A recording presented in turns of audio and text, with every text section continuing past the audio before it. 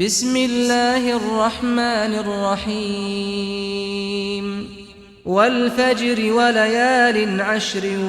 والشفع والوتر والليل إذا يسر هل في ذلك قسم لذي حجر ألم تر كيف فعل ربك بعاد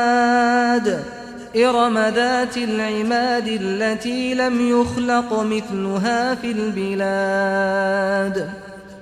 وثمود الذين جابوا الصخر بالواد وفرعون ذي الأوتاد الذين طغوا في البلاد فأكثروا فيها الفساد فصب عليهم ربك سوط عذاب إن ربك لبالمرصاد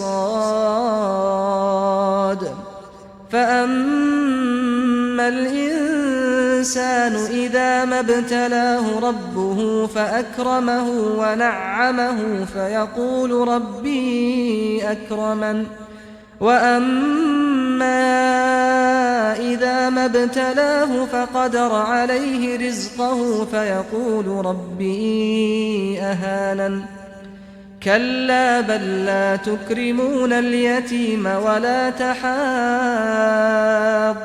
على طعام المسكين وتأكلون التراث أكلا لما وتحبون المال حبا جما كلا إذا دكت الأرض دكا دكا وجاء ربك والملك صفا صفا وجيء يومئذ بجهنم يومئذ يتذكر الإنسان وأنى له الذكرى يقول يا ليتني قدمت لحياتي فيومئذ لا يعذب عذابه أحد ولا يوثق وثاقه أحد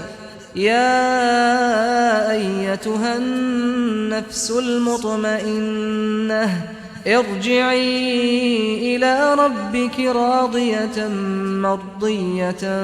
فادخلي في عبادي وادخلي جنتي